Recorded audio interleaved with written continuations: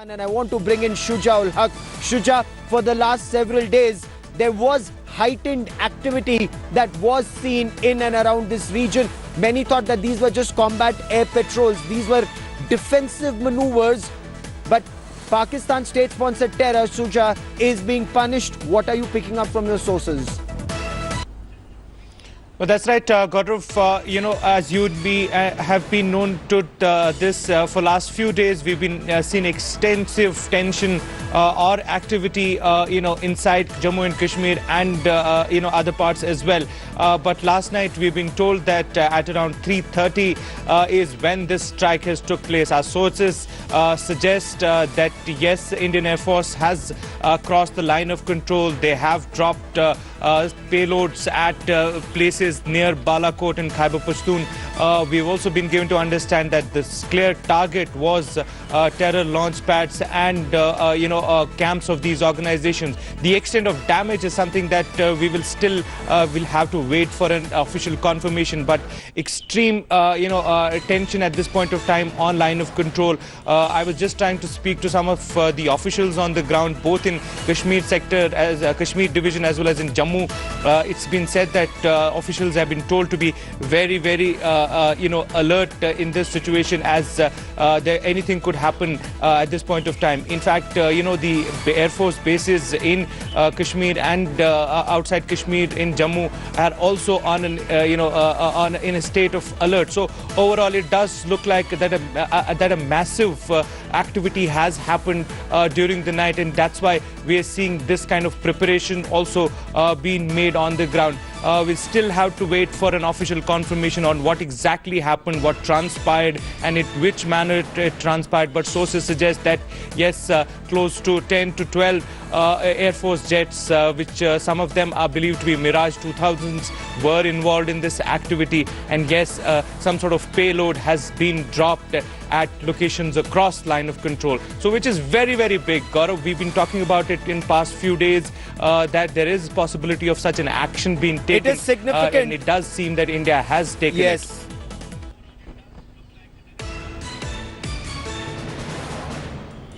Shiv, if I may bring you in, and Griha, stay with us on this massive, massive story. Shiv, the use of air power.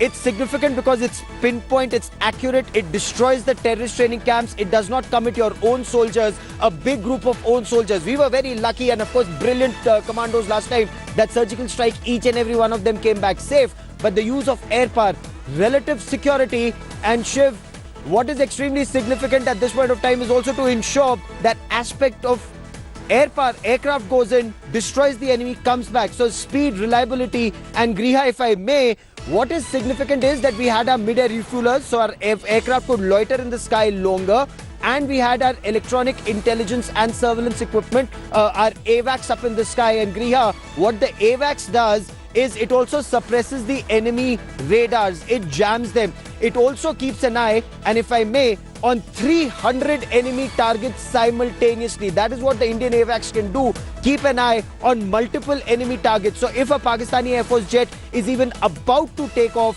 we know it's about to take off. And for those who think that this is escalation, Griha, this simply means that India or Indian Air Force or the Indian Armed Forces, they actually calculate 3 to 4 steps ahead on the escalation ladder. So there is no reason to panic, Griha. Also, Gaurav, the fact that this is a major offensive by India, airstrike, obviously we are talking about, 3:30 a.m. when these airstrikes were carried out. Remember, we are also talking in the time where there has been a lot of politicization over the surgical strikes, and now this massive operation by the Indian Air Force.